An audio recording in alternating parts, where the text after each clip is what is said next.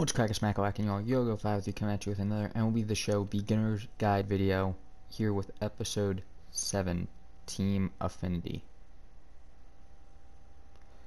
This episode goes over Team Affinity, which is a way that MLB The Show ensures every real-life baseball team gets some pretty high-quality cards.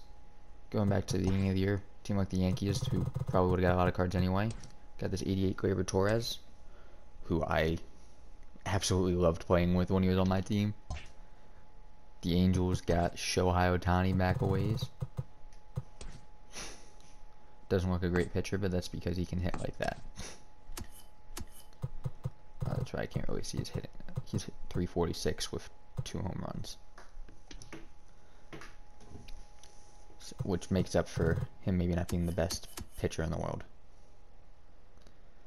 But the basics to how all this worked is, at the beginning of the year, this conquest map, they added this in now. This was not here at the beginning of the year. I don't expect it to be this year in 21. But these missions were all here, and you see I did some of them. You see most of these are repeatable. The one that isn't, every team had its own individual mission. It would be RBIs with Angels third base, shortstop, or center fielder. The positions were chosen based on the strongest positions for a team. Third base is Rendon, who's a diamond. Shortstop was Andrelton Simmons, who started the year at an 84, I believe. And center field is Mike Trout, who was the highest live series in the game. So they said, take this team's best players and do something. Or you could do showdown exchange. If you did the Stage 1 Team Affinity had a showdown for every single division. The AL East, Central, West, and the same in the NL. You did one of those, you got 5 vouchers. You could exchange each one of those vouchers for 4 Team Affinity points to any team in that division. So you could get 20 Team Affinity points by doing the showdown. Or you could exchange Angels Rivals. I'm not able to click on it because I have already completed this part of the Team Affinity, but the way it works is you have to get 50,000 exchange points. I already finished this one entirely. Let me go to it. Here we go, the Orioles. If I wanted to finish the Orioles entirely, I'd go in here, and you see all these guys have a value to them. You gotta get 50,000 points worth of exchanges.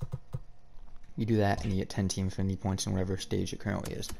But back to Stage 1, if you finish a team's collection, their live series collection, let me just show that to make sure everyone knows what I'm talking about. This collection for the Orioles. So I finished this collection, get 40 out of 40.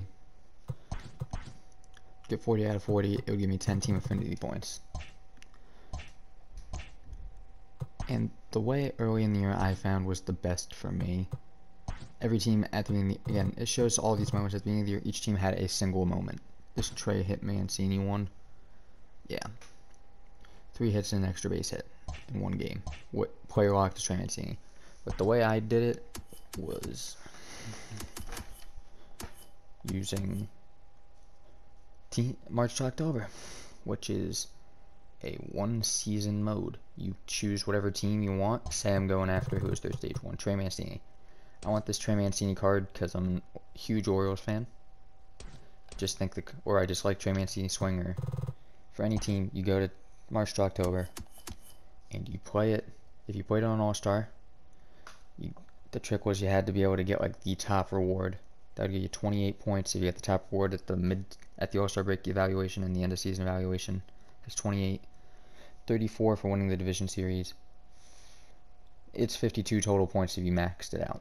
That's what it says at the bottom. Or they expect you to win 52. Which basically comes down to you could get 50 points really easy. And at the time, 50 points is all you needed. You got 50 points and you got this Trey Mancini, you got the player. So if you could win the World Series on All-Star in a 1-season mode with this team, with a card like Trey Mancini, it was a little harder because the Orioles are not the best team in baseball, but yeah. A team like the Yankees or the Dodgers or the Astros or teams like them are a lot easier just because the teams are better. But looking at this, all the rewards they gave were unbelievable. You got every team stadium. You got this pack that had 2 silver and 2 bronze players for the team, an icon for the team stubs. Every team got their own gold prospect, a nameplate, a sound I believe each team's different. Team Affinity packs, these are just show packs with a different cover on them. Then you have the player, this Carlos Correa, another really good player. Stubs, packs, better packs. And then you got, this was the second player, every team got a future star. This came out, first stage, launch day. Launch day, you have the option to go and after whatever team you feel would help you the most. This last year they said it would come out in spring. It came out a month and a half into the game. They released stage 2, and you got this card. My personal favorite from stage 2 that I can remember here in Miami. I could not believe I got a Miami Marlin as my favorite, but Jazz Chisholm. Guy stayed on my team a lot longer than his overall would say and what his stats would say. He just hit the ball so well for me, I couldn't get rid of him.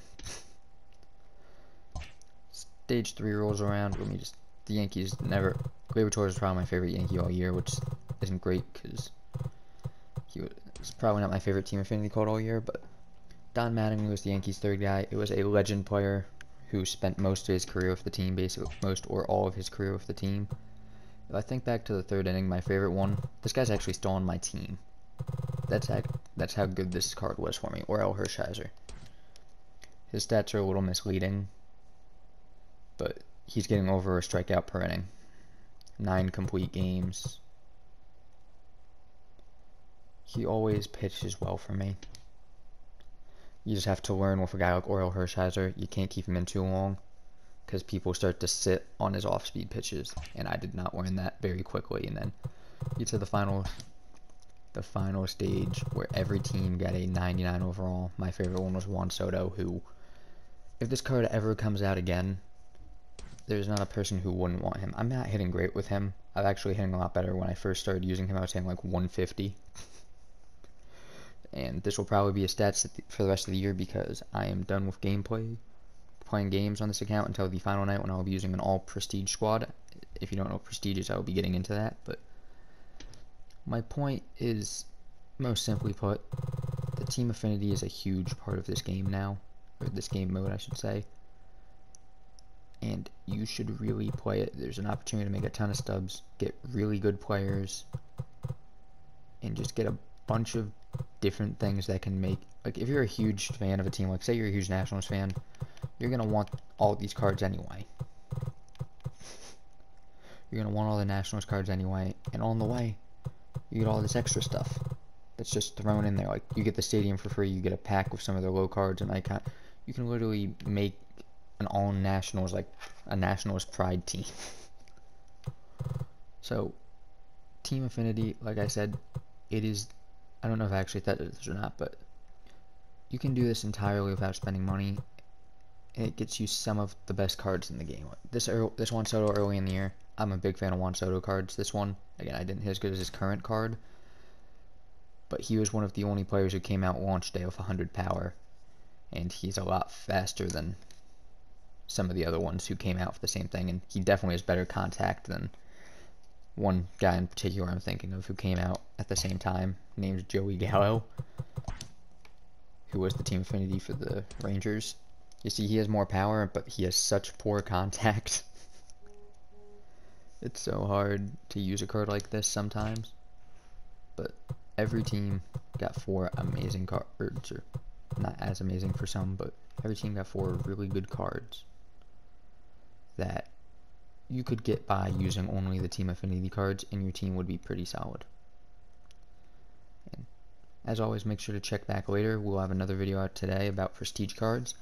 One out tonight about, it will be another 100 pack a day video, and then come back tomorrow for some more content on MLB The Show, getting closer and closer to that release day. And as always, the best is yet to come.